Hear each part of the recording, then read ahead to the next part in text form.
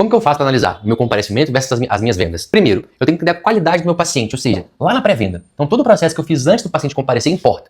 Eu preciso saber se esse paciente é um MCARE, ou seja, ele veio qualificado pelo marketing. Como é que eu sei disso? Ele tem que cumprir alguns pré-requisitos. Ele é o decisor? Ele pode tomar uma decisão para fechar o tratamento? Segundo, ele tem o financeiro para poder, no mínimo, pagar a parcela e a entrada do tratamento? E terceiro, ele tem a dor sentida? O que eu anunciei está condizente com a dor que ele sente que eu posso resolver?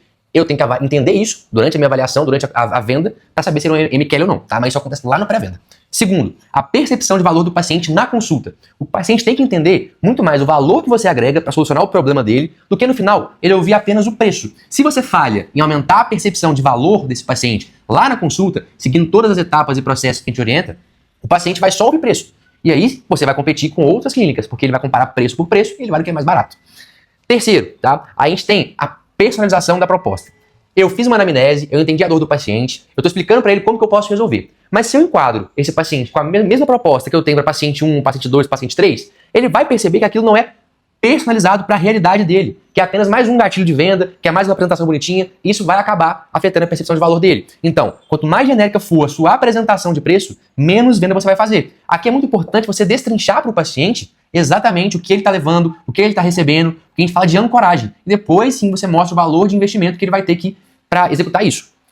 1, 2, 3, vamos para o 4, que é a identificação das objeções.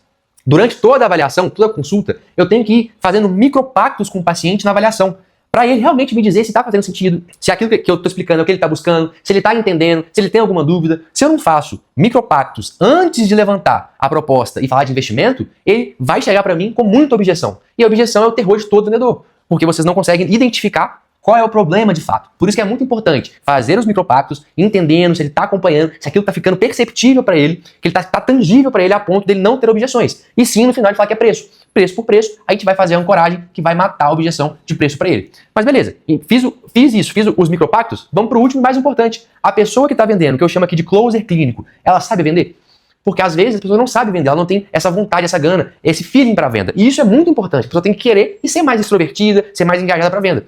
Porque se a pessoa só explica e ela não conduz em si a venda, você vai perder aquele paciente. Porque ficou uma explicação, não ficou uma condução lógica, uma condução que está sendo focada para converter aquele paciente, para ele resolver o problema que ele tem, a dor sentida. Então, se a pessoa não sabe conduzir essa venda, você tem uma pessoa, um closer clínico falho. E você não vai mudar isso, porque isso é uma habilidade dele, tá? Então, analise esses 5 pontos principais aqui, falando sobre venda, para você conseguir ter certeza que o paciente está comparecendo, ele vai chegar até a venda.